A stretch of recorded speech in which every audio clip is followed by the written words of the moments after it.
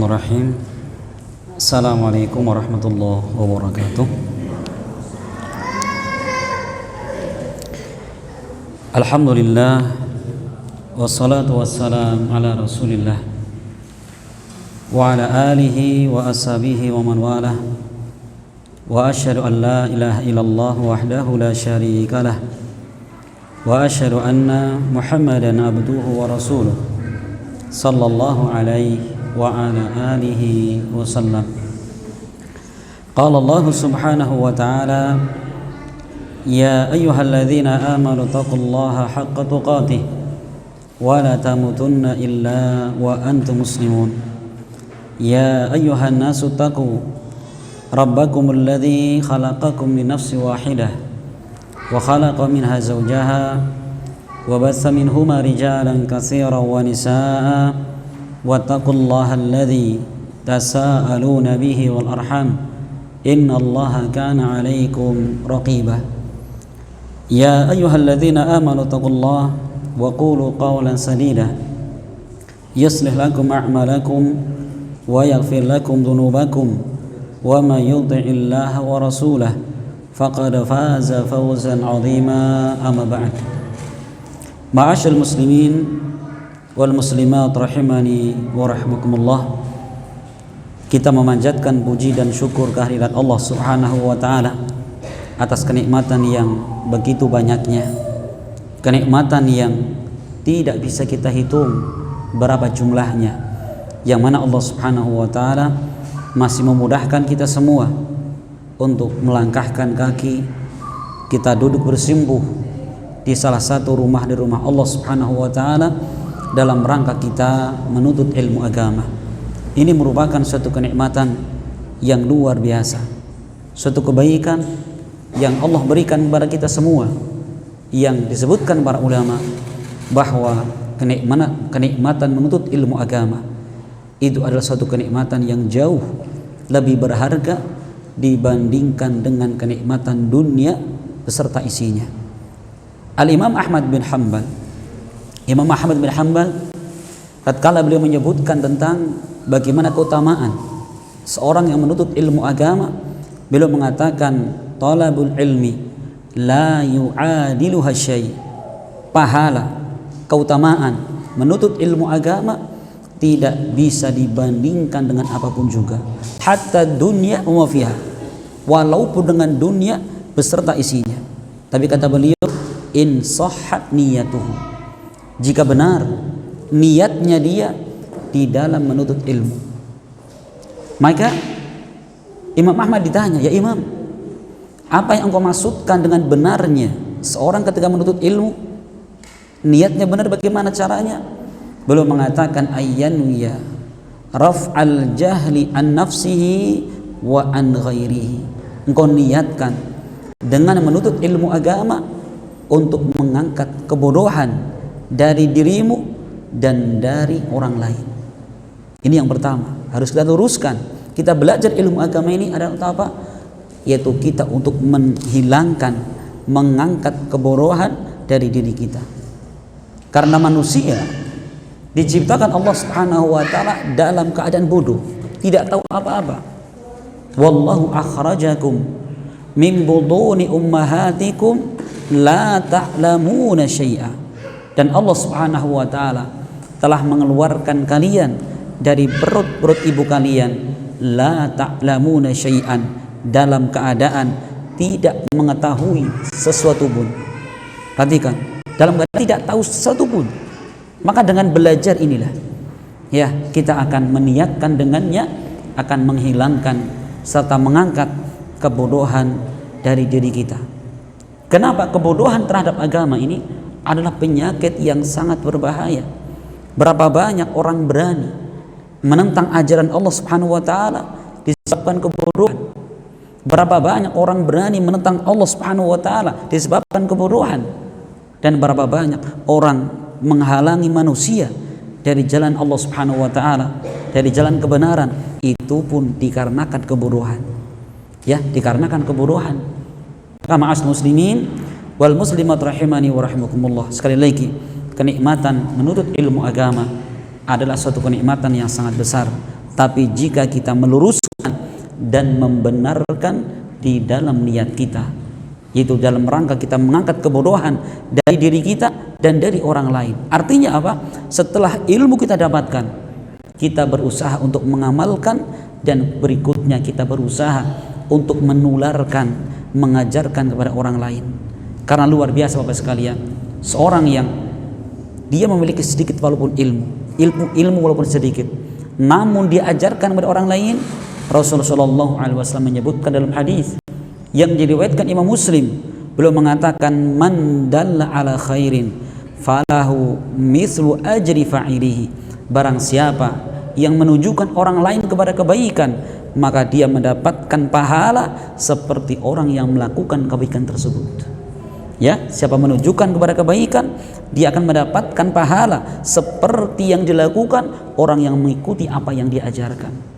Bahkan Rasulullah SAW tatkala beliau mengutus Ali bin Abi Thalib sebagai panglima perang, ya, di suatu hari, keesokan harinya hendak berperang, maka di malam harinya Rasulullah SAW mengatakan, la utiyanna rayata hudan rajulan yuhibbullah wa rasulahu, rajulan yuhibbullah wa rasulah wa yuhibbuhullah wa rasul. Kata Rasul, sungguh besok hari aku akan serahkan bendera perang ini kepada seorang lelaki yang dia cinta kepada Allah dan Rasulnya. Allah dan Rasulnya pun cinta kepada dia. Wa yaftahullahu baina yadayhi, dan Allah akan memberikan kemenangan disebabkan orang-orang tersebut.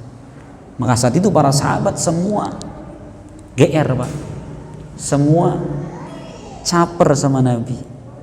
Ya, sampai Umar mengatakan, wallahi, demi Allah, aku tidak pernah sepanjang hidupku menginginkan mendapatkan jabatan melainkan hari itu. Semua sahabat menginginkan untuk apa? Mendapatkan bendera tadi. Dia sebagai panglima perang, dan Rasul mengatakan seorang ini dia adalah orang yang cinta kepada Allah dan Rasulnya. Allah dan Rasulnya pun cinta kepada dia, dan Allah akan memenangkan peperangan disebabkan orang ini. Ternyata apa? Berlalulah satu malam itu. Keesokan harinya para sahabat semakin berharap agar Rasul menyerahkan bendera perang pada mereka semua. Ternyata Rasul bertanya, aina Ali bin Abi Thalib, di mana Ali bin Abi Thalib? Maka para sahabat mengatakan, ya Rasulullah, huwa yashtaki ainaihi. Ya Rasul, beliau sedang sakit mata. Akhirnya apa? Rasul mengutus beberapa sahabat untuk menjemput ke rumahnya. Saking parahnya sakit yang dialami Ali bin Abi Thalib. Kemudian dipapah sampai ke masjid. Sesampainya di masjid, Rasulullah SAW meniupkan ke mata beliau seraya mendoakan beliau. Apa kata para sahabat? Fabari'ah, tiba-tiba sembuh dengan izin Allah Subhanahu wa taala, seakan-akan sebelumnya Ali bin Abi Thalib tidak sakit.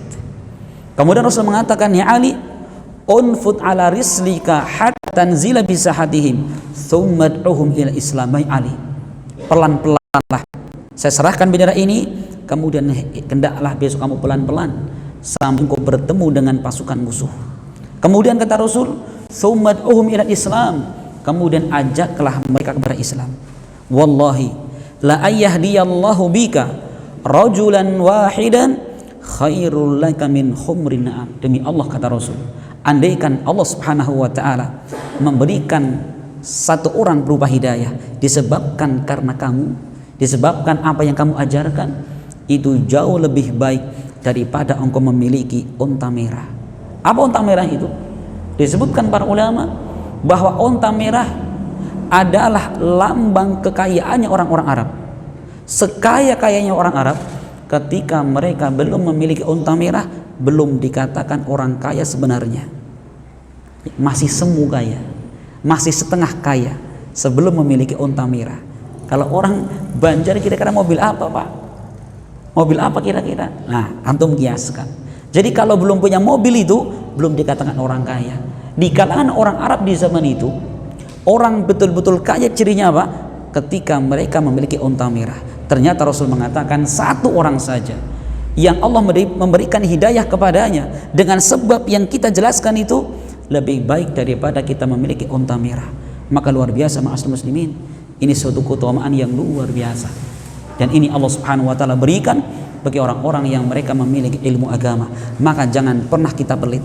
Satu ayat, satu ilmu yang kita miliki, sampaikanlah kepada istri-istri kita, sampaikanlah kepada anak-anak kita, sampaikan kepada orang tua kita. Yang kita harapkan dengan apa yang kita jelaskan, orang tua, istri, anak, teman, tetangga, kerabat bisa mengamalkan seperti yang kita amalkan. Mereka mendapatkan pahala, kita pun mendapatkan pahala. Maka luar biasa. Ya, ini semua dimiliki oleh para penuntut ilmu agama. Maka ma'asyiral muslimin, kebaikan yang luar biasa banyaknya bagi orang-orang yang mereka mempelajari ilmu agama. Maka bersyukurlah kepada Allah Subhanahu wa taala atas nikmat ilmu ini. Nikmat dimudahkan belajar, nikmat dimudahkan mengajarkan, dan nikmat dimudahkan untuk mengamalkan. Hendaklah kita bersyukur kepada Allah Subhanahu wa taala, melebihi syukurnya kita mendapatkan kendaraan baru, mendapatkan rumah baru, dan mendapatkan dunia beserta isinya. Karena luar biasa Bapak sekalian, kebaikan yang Allah siapkan bagi orang-orang yang mereka menyibukkan diri dengan urusan akhirat dan agama mereka. Ma'asyiral muslimin wal muslimat rahimani wa rahimakumullah. Insyaallah kita akan melanjutkan kajian kita di dalam fikih. Karena kita selang-seling ya, satu pelajaran akidah tauhid, kemudian pekan berikutnya fikih. Dan kita masih mengambil di dalam kitab Adh-Dhurar Al-Bahiyah fil Masailil Fiqhiyah, karya Al-Imam Muhammad bin Ali Asy-Syaukani yang terkenal dengan Imam Asy-Syaukani. Dan alhamdulillah kita telah dan sedang memasuki bagian ilmu fikih yang ketiga. Jadi para ulama ketika menyebutkan fikih Islam itu ada berapa? Ada 4. Yang pertama adalah fikih ibadah. Dibahas di dalamnya tentang sholat, sebelumnya dibahas masalah air, wudhu, tayamum, dan lain sebagainya. Sudah kita jelaskan. Ya, kemudian tentang puasa, zakat, haji sudah kita jelaskan. Yang kedua yaitu fikih munakahat yang menjelaskan seputar pernikahan. Di situ ada perceraian, ada rujuk, ada mula'anah, ada li'an, dan lain sebagainya sudah kita jelaskan.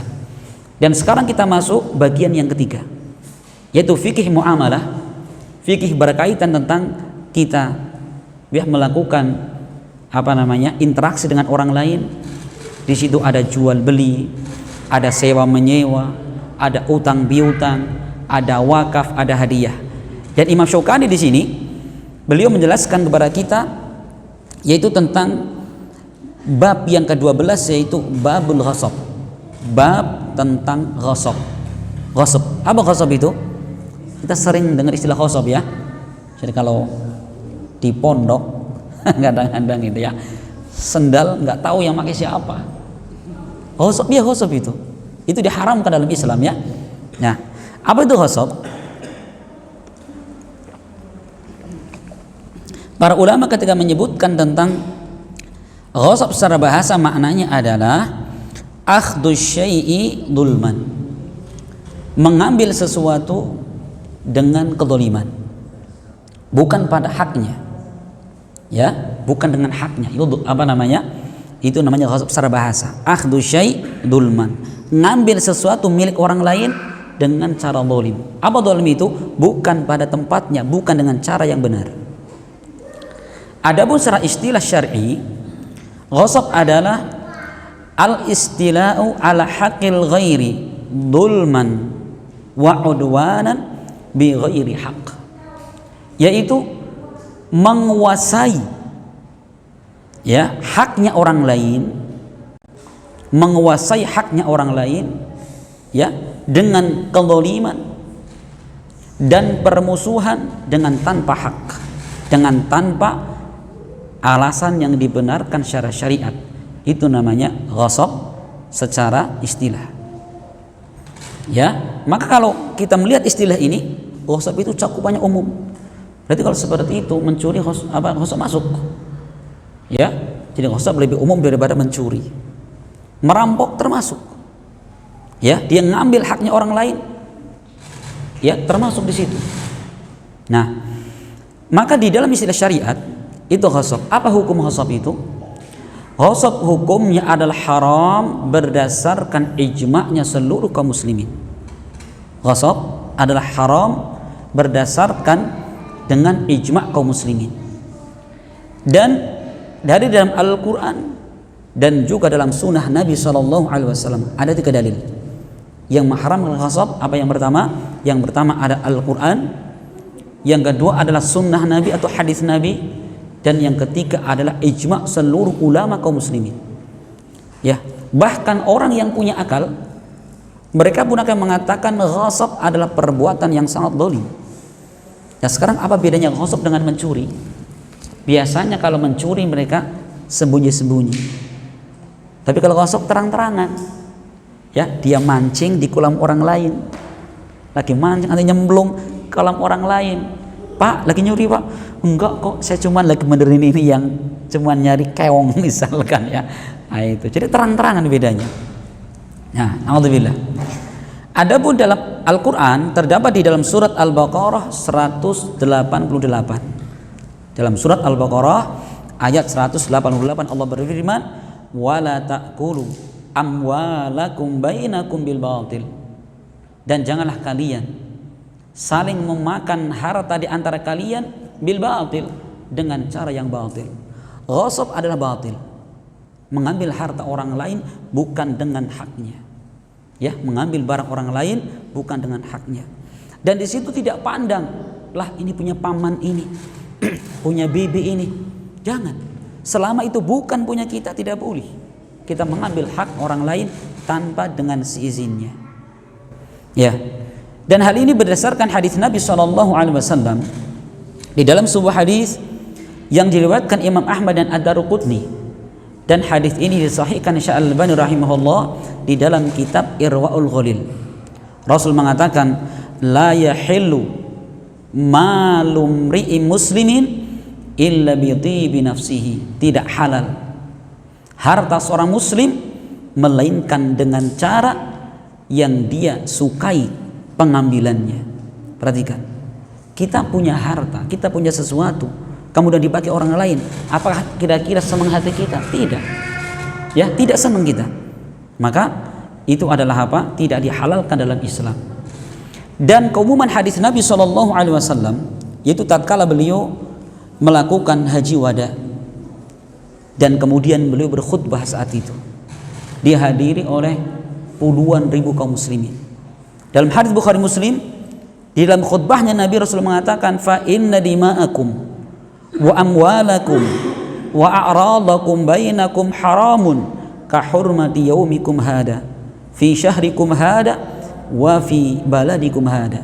Kata Rasulullah, sesungguhnya darah-darah kalian dan harta-harta kalian serta kehormatan kalian itu diharamkan atas kalian.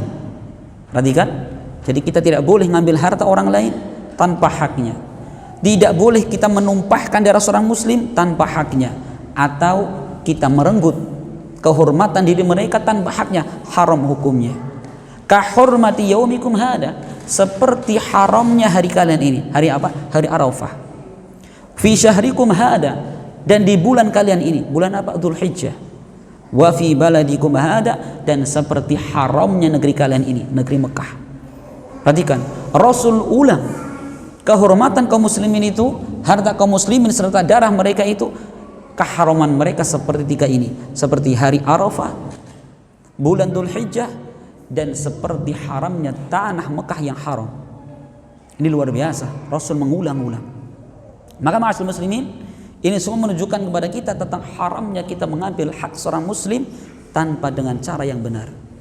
Di dalam hadis yang lain diriwayatkan Bukhari Muslim, Rasul mengatakan, manik tata'a shibran minal ardi dhulman tuwiqahu yaumal qiyamati min sabi aradin. Barang siapa yang dia mengambil tanah orang lain 1 jengkal saja dengan cara yang zalim.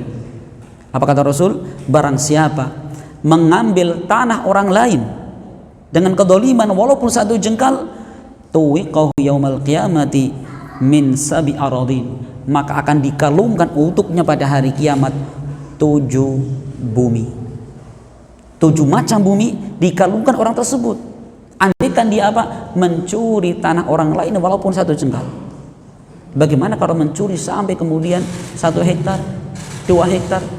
Betapa mengerikannya. 1 jengkal saja kita ngerubah batas tanah tetangga. Kadang punya adik sendiri, kadang punya paman sendiri, kadang punya anak sendiri.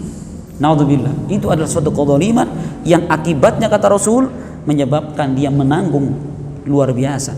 Dikalungkan 7 bumi di hari kiamat. Mungkinkah dia mampu? Mustahil akan mampu. Ini menggambarkan ma'asyiral muslimin, ya, betapa beratnya orang-orang yang mereka melakukan kezaliman terhadap orang lain. Ya, ini hadis yang keberapa? Yang ketiga. Hadis yang keempat, Rasul sallallahu alaihi wasallam menyebutkan dalam sebuah hadis yang diriwayatkan Imam Bukhari. Beliau mengatakan, "Man kanat lahu matlamatun li akhihi min irdihi aw syai'un falyatahallalhu minhu al-yawma qabla an la yakuna dinaran wala dirhaman." Barang siapa yang dia memiliki kezaliman kepada saudaranya, baik dalam kehormatannya, aw syai', atau dalam segala sesuatu, dalam kehormatannya, pada hartanya, pada darahnya. Ini ketika ada kezaliman kepada orang lain, apa kata Rasul? Falyatahallalhu minhu. Maka segeralah dia meminta dihalalkan di hari ini. Sebelum datang suatu hari yang di situ tidak ada dinar dan tidak ada dirham. Artinya apa? Ketika datang hari kiamat, dinar, dirham, rupiah tidak bermanfaat sama sekali untuk menebus dosa seorang. Ya, maka kata beliau, in kana lahu amalun salih ukhidha minhu biqadari matlamatihi. Jika dia punya amal saleh, punya kebaikan, karena dia berbuat zalim sama orang lain, maka diambil dari kebaikan dan amal saleh tersebut biqadri matlamatihi, sesuai dengan kezaliman dia terhadap orang lain. Ini ya. Jadi kata Rasul, kalau kita punya kezaliman sama orang lain, bersegera. Maka kata para ulama, andaikan kita punya dosa kepada Allah sebesar bumi, itu lebih ringan daripada kita berbuat dosa kepada orang lain walaupun 1 dosa. Kenapa? Perbuatan dosa kita kepada Allah Subhanahu wa taala dengan kita mentauhidkannya, apa kata Allah Subhanahu wa taala? Ya ibna Adam, lau ataitani bi qarabil ardi khatayan thumma laqitani la tusyriku bi syai'an la ataituka bi qarabiha maghfiratan. Wahai sekalian anak Adam, andaikan kalian datang kepadaku dengan membawa dosa sebesar bumi, ya, kemudian kalian datang kepadaku dalam keadaan tidak menyekutukanku dengan sesuatu pun, la ataituka biqarabiha maghfiratan, niscaya aku datangkan kepadanya sebesar bumi pula pengampunan. Maka para ulama ketika menyebutkan kezaliman ada 3. Yang pertama adalah dzulmun la yughfar, kezaliman yang tidak Allah ampunkan, yaitu syirik kepada Allah Subhanahu wa taala. Orang yang mati dalam keadaan membawa dosa syirik tidak akan pernah Allah ampunkan. Yang kedua adalah dzulmun yughfar, kezaliman yang mungkin Allah ampunkan, yaitu kezaliman seorang hamba atas haknya Allah Subhanahu wa taala. Sedangkan yang ketiga adalah dzulmun la yutraku, kezaliman yang tidak akan pernah tertinggalkan. Sampai kapanpun, sampai hari kiamat kelak, kita akan tetap membawa dosa kezaliman terhadap orang lain. Apa yang berbicara saat itu? Bukan tebusan, bukan dengan harta benda, tetapi yang menebus adalah dengan amalan kita. Maka Rasul mengatakan, in kana lahu amalun shalih ukhida minhu biqadari matlamatihi. Jika dia memiliki amal soleh, kebaikan amal soleh, maka akan diambil pahalanya itu, ya, sesuai dengan kadar kezaliman dia terhadap orang lain. Wa illam yakun lahu hasanat, jika dia sudah tidak punya kebaikan, tidak punya pahala, ukhida min sayyiati sahibihi, maka diambil kejelekan-kejelekan orang yang dulu dia zalimi, fahumil alai, kemudian dipikulkan kezaliman ini, dosa ini kepada orang-orang tersebut, kepada orang-orang yang berbuat zalim ketika di dunia. Maka luar biasa ma'asyiral muslimin, ya, wal muslimat rahimani wa rahimakumullah. Ini bagaimana seorang muslim ini dididik Allah dan Rasulnya agar kita selain baik kepada Allah Subhanahu wa taala juga baik kepada sesama manusia. Ya, ini adalah tuntutan ma'asyiral muslimin. Ya, kita berbuat baik kepada sesama. Karena Rasul sallallahu alaihi wasallam beliau pernah menyebutkan siapa orang terbaik itu? Khairun nasi anfa'uhum linnas. Sebaik-baik manusia adalah orang yang paling bermanfaat, paling banyak manfaatnya untuk orang lain. Itu adalah apa? Sebaik-baik manusia. Maka jadilah kita termasuk orang-orang yang paling baik. Di mana kita berada, hendaklah kita tebarkan kebaikan. Di mana kita singgah, hendaklah kita tebarkan keamanan, kita tebarkan ketenangan dan kedamaian di tengah umat manusia. Jangan seperti sebagian manusia, mereka sibuk belajar ilmu agama, di mana dia tinggal bikin resah masyarakat. Ya, tetangga berisik, nyetel murotal jam 12 malam, pakai toa lagi, Pak. Ini dasar orang sekampung subuhnya kosong. Jam 12 malam siap-siap nyetel murotal Musyadir Rasyid jam 12 malam, pakai toa seluruh penjuru biar bangun semua orang sekampung. Betul Pak tidak? Dolim orang seperti itu. Niatnya kebaikan tapi salah caranya, itu pun kedoliman. Perhatikan ya, kita pun walaupun murotal boleh Bapak sekalian, tapi jangan sembarang. Habis duhur orang pada istirahat, sebelum subuh orang pada istirahat, hidupnya kuat-kuat, pakai toa lagi Pak.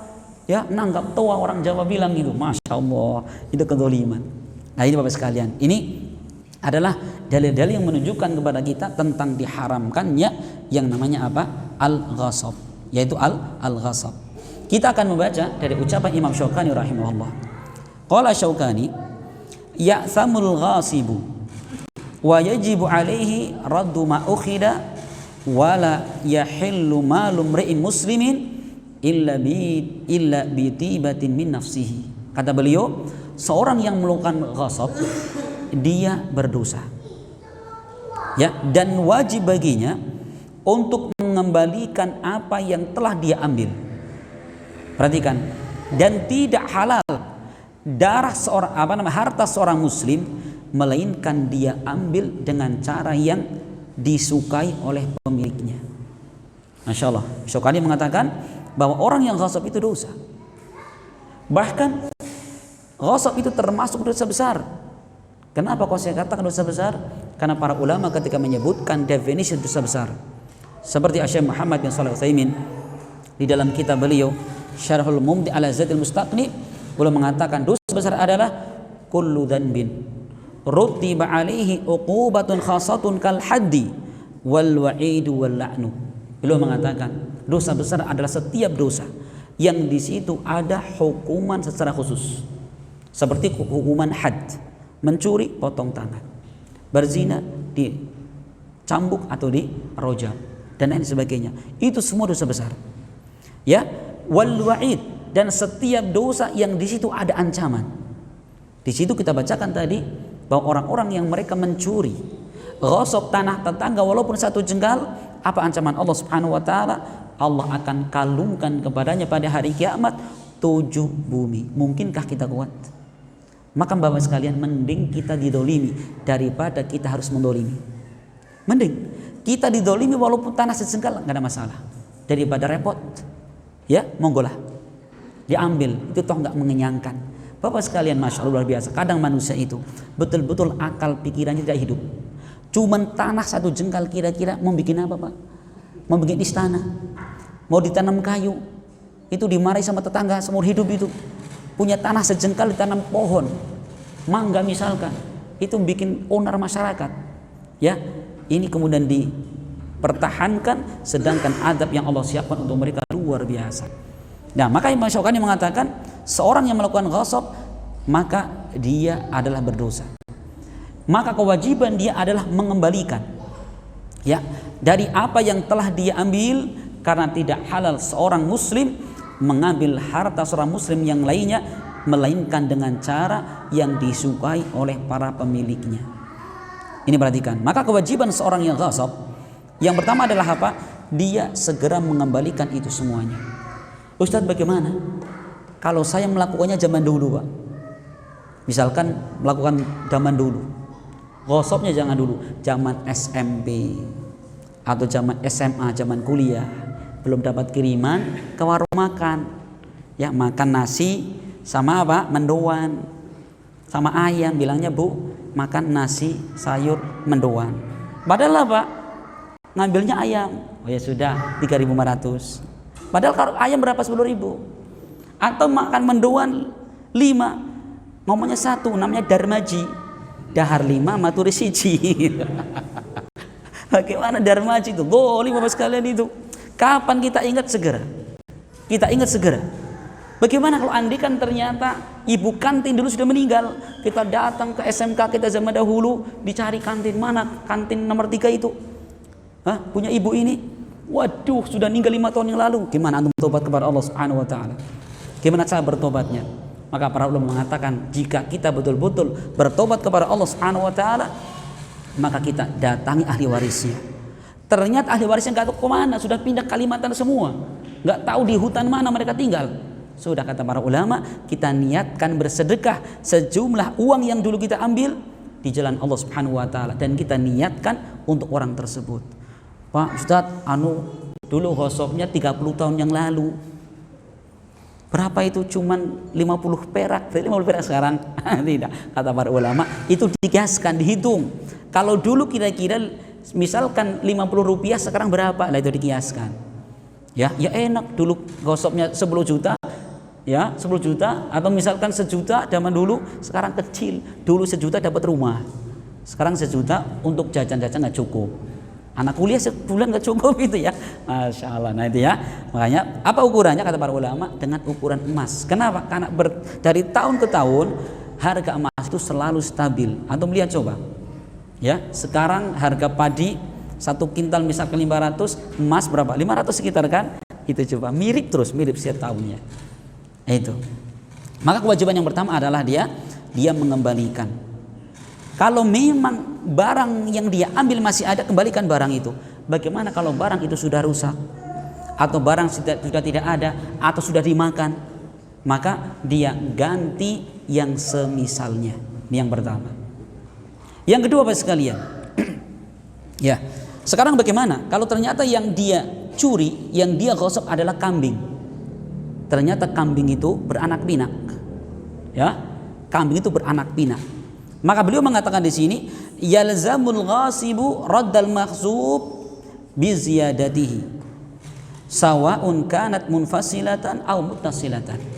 Wajib bagi seorang yang dulunya mencuri mengghasab itu, dia mengembalikan apa yang dia ghasab tersebut bi ziyadatihi, dengan tambahan-tambahannya. Dan nyuri 1 kambing lagi hamil, tiba-tiba 3 bulan kemudian sudah apa? Kambingnya berumur 2,5 bulan. Masya Allah, dijual sudah 600 itu. Kalau kembalikan indungnya saja, ini Pak indungnya, saya udah untung anaknya gitu. Jangan, kembalikan semua, indungnya kembalikan, anaknya kembalikan. Misalkan seorang dia dulu nyuri apa? Nyuri bibit mangga baru segini.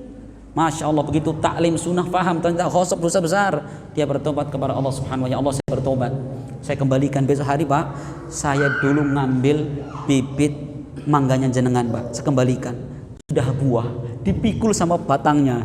Ya, gitu cara bertobat kepada Allah Subhanahu wa Ta'ala. Jika andaikan apa yang dia curi itu bertambah, kembalikan semuanya. Tapi kalau antum gentle Pak, mohon maaf Pak, sekarang susah mau mikul ke sini Pak. Bagaimana kalau saya ganti duit saja? Kalau cocok nggak ada masalah. Itu ya, kalau cocok nggak ada masalah. Ini yang kedua. Yang ketiga Bapak sekalian, apabila barang yang pernah dia ambil itu telah berubah atau telah berkurang kadarnya, ya, berkurang kadarnya. Bagaimana? Maka seorang yang ghasab tadi, dia mengembalikan dan dia menanggung kekurangan itu. Contoh misalkan, ya, dia nyuri motor misalkan.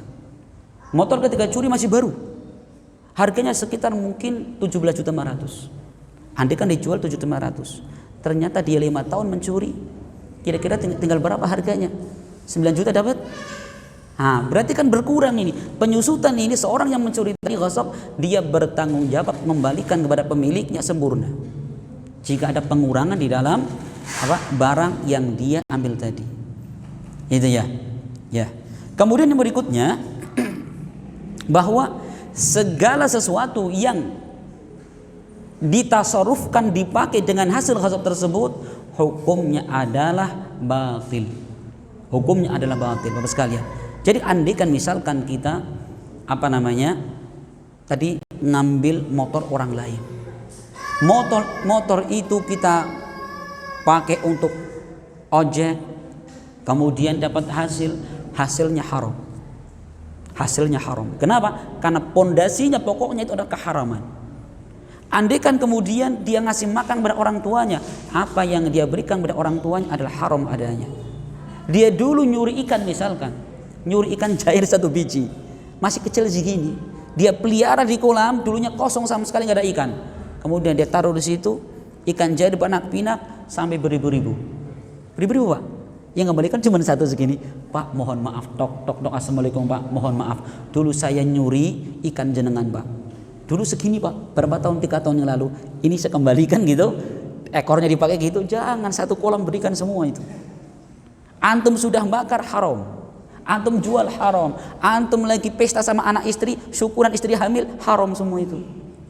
Ketika antum masih makan istri dengan benda yang haram, maka hati-hati. 1 pokok haram semua itu bercabang keharaman. Maka masya Allah sekalian, luar biasa kan, mengerikan ya. Iya, itu bagaimana hukum seputar tentang masalah ghasab. Hukum seputar masalah ghasab luar biasa. Maka hati-hati. Ya, seorang muslim itu hendaklah dia berhati-hati. Tidaklah dia memasukkan dalam perutnya melainkan perkara-perkara yang jelas-jelas kehalalannya. Kenapa Bapak sekalian? Konsekuensinya berat. Seorang yang makan dengan benda haram, contohnya tadi, dia berdoa kepada Allah Subhanahu wa taala, tidak Allah dengar dan tidak Allah kabulkan. Rasulullah SAW pernah menyebutkan, "Tsumma dzakara ar-rajula yudilu safar ash'ata akhbara yamuddu yadayhi ila as-sama'i ya rabbi wa mat'amu haram wa malbasu haram wa ghuriya bil haram fa anna yustajabu lahu." Rasul mengatakan, ada seorang yang dia melakukan perjalanan yang sangat jauh, ya, rambutnya acak-acakan, kemudian pakaiannya lusuh tidak karuan, dia mengangkat kedua tangannya, ya Rabbi, wahai Rabbku, sedangkan makanan yang dimakan haram, minuman yang diminum haram, dan pakaiannya pun haram, anggota tubuhnya tumbuh dengan perkara yang haram. Apa kata Rasul? Fa anna yustajabu lahu, bagaimana mungkin Allah kabulkan permintaan dia? Bagaimana mungkin, kata Rasul? Menunjukkan apa? Perkara yang sangat kecil kemungkinan, bahkan mustahil Allah akan kabulkan doanya orang-orang yang memakan dengan perkara yang Allah haramkan. Ya, maka masya Allah sekalian, saya sering sekali ingatkan di sini, seorang muslim itu jangan pernah yang terpikir bagaimana kita banyak harta, jangan. Tapi yang terpikir bagaimana keberkahan pada harta itu. Kenapa? Harta yang berkah itu walaupun sedikit jumlahnya, tetapi banyak manfaatnya, banyak kegunaannya. Ya. Dan kita melihat ada sebagian orang dari sisi penghasilan bulanan luar biasa.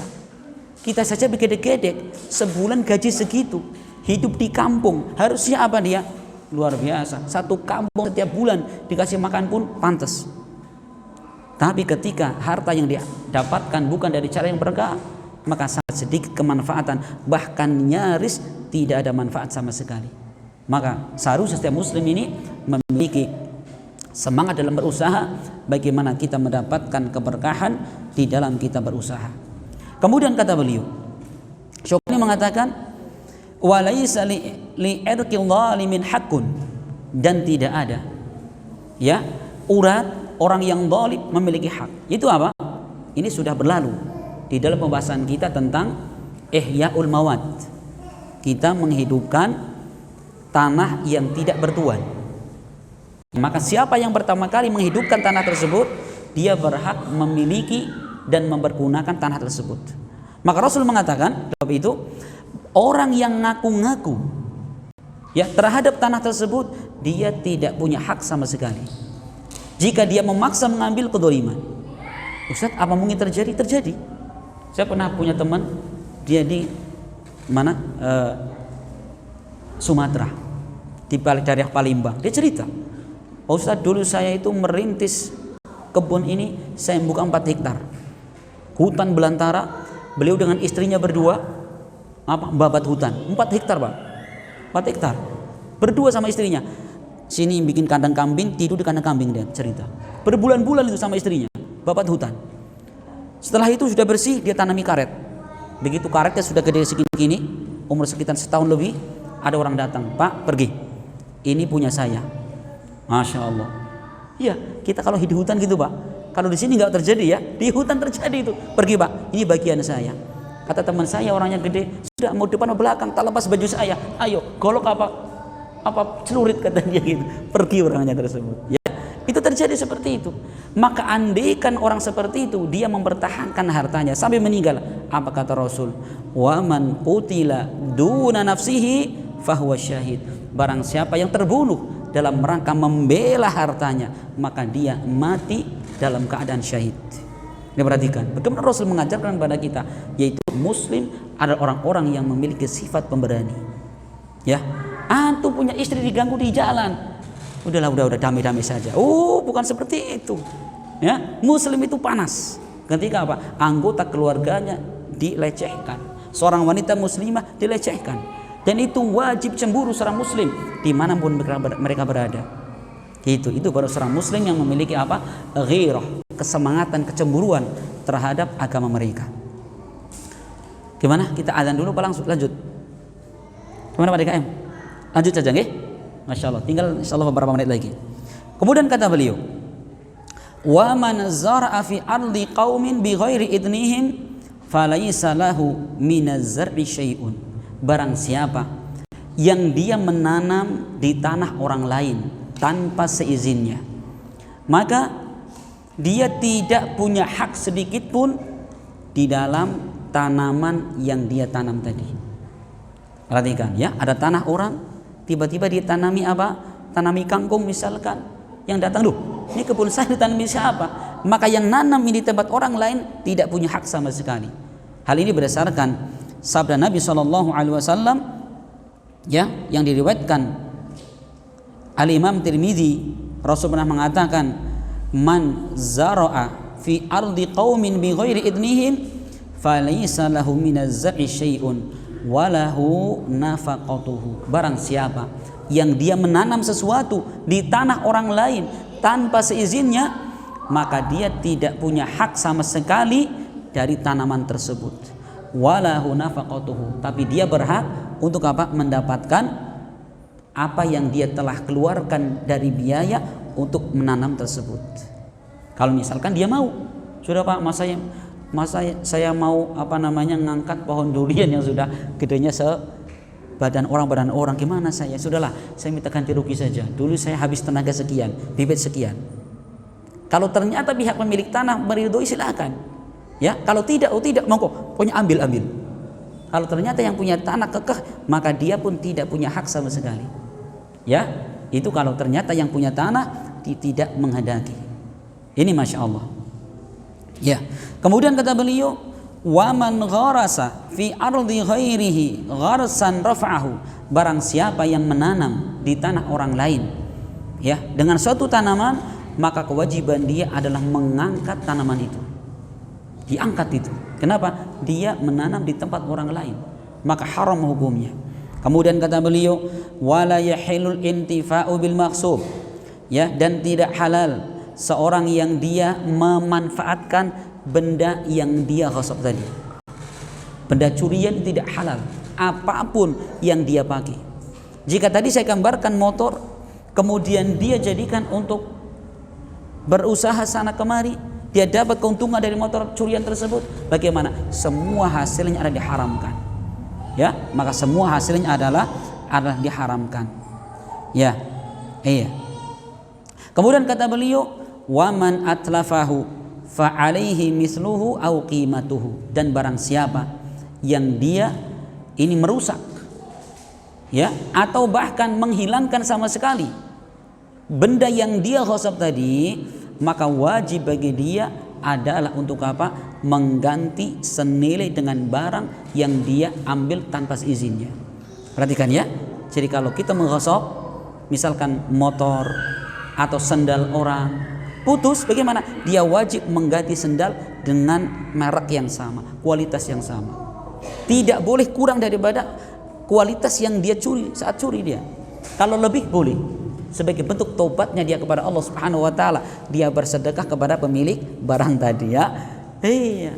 Dulu antum misalkan nyuri cempe, tahu cempe anak kami masih kecil, atau bertobat kepada Allah, datang bawa bandot, tahu bandot Pak, yang sudah gede badannya, Pak ini saya tobat kepada Allah, dulu saya nyuri cempe, ini gantinya sekarang.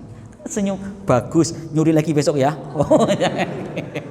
Lah untung kita ya jangan. Masya Allah. Kalau orang seperti itu dinasihati betul Mas, jangan nyuri lagi ya. Lain kali kesini aja nanti biar maruh tempat saya. Ya sana kalau nggak kambing saya suruh main tempat kamu 3 bulan sana. Nanti pulang-pulang sudah gede. Nah gitu ya. Jangan suruh nyuri lagi. Kalau ternyata nggak tobat bagaimana? Rugilah kita ya. Masya Allah. Ini Bapak sekalian, ya pembahasan singkat ya seputar tentang masalah bagaimana hukum dalam Islam tentang ghasab. Sekali lagi, Islam ini adalah agama yang sangat memperhatikan terhadap haknya orang lain, baik dari sisi harta, dari sisi kehormatan, maupun dari sisi darah-darah mereka. Maka termasuk dosa yang sangat besar Bapak sekalian, seorang mukmin yang dia menumpahkan darah seorang muslim lainnya tanpa hak. Ya, Rasul haramkan sekali.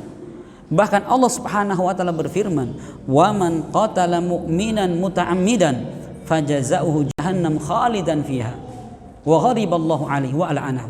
Kata Allah Subhanahu wa taala, barang siapa membunuh jiwa seorang muslim tanpa dengan haknya, maka balasan baginya adalah neraka jahanam dalam waktu yang sangat lama. Allah murka kepada mereka dan Allah melaknat mereka. Coba, 3 ancaman di dalam neraka jahanam dalam waktu yang sangat lama. Kemudian yang kedua, dia mendapatkan murkanya Allah Subhanahu wa taala, bahkan mendapatkan laknatnya Allah Subhanahu wa taala. Maka hati-hati Bapak sekalian tentang haknya seorang muslim yang lainnya. Ya, karena begitu besarnya seorang muslim di hadapan Allah Subhanahu wa taala. Ya, tentang masalah harta ini terkadang kita meremehkan. Kita jual beli, kita menipu, ya. Kita mengatakan belanja 5.000 padahal kurang daripada itu adalah penipuan dan itu semua adalah keharaman di dalam Islam. Ini yang dapat kita sampaikan ya sebelum kita tutup. Barangkali ada yang disampaikan atau ditanyakan maka dipersilahkan. Ya, monggo Pak.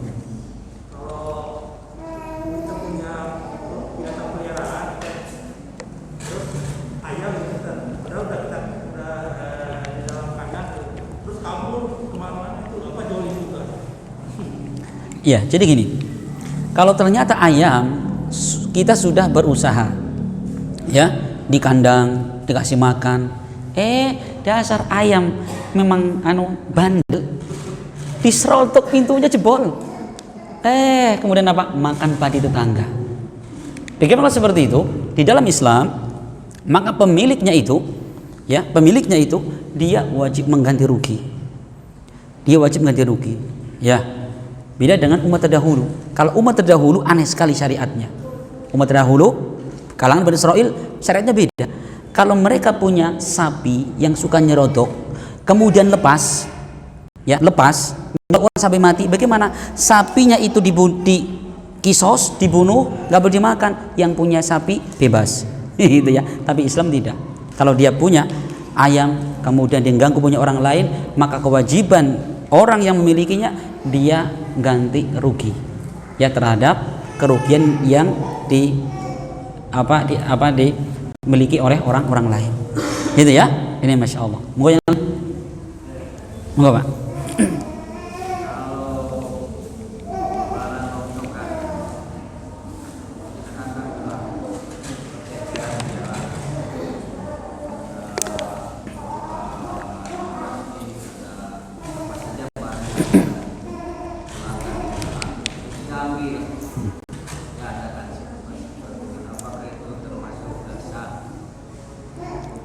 Ya, sudah? Ya, bukan ya. Nanti ada bab khusus tentang masalah luqatah.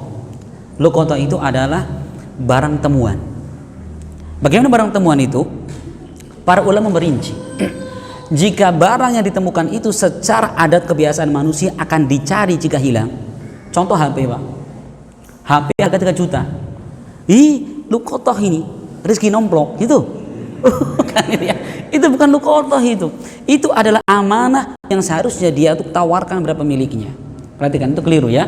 Tapi kalau misalkan benda yang andikan itu jatuh tidak akan dicari, kita misalkan sekarang ya kehilangan uang 1.000 rupiah, parkir kembalian misalkan taruh sini jatuh, kita sampai rumah dicari, insya Allah enggak ya, dicari ada apa Pak, uang sewune hilang gitu, insya Allah. Apalagi sampai ke koran-koran, radio, televisi, insya Allah enggak ya.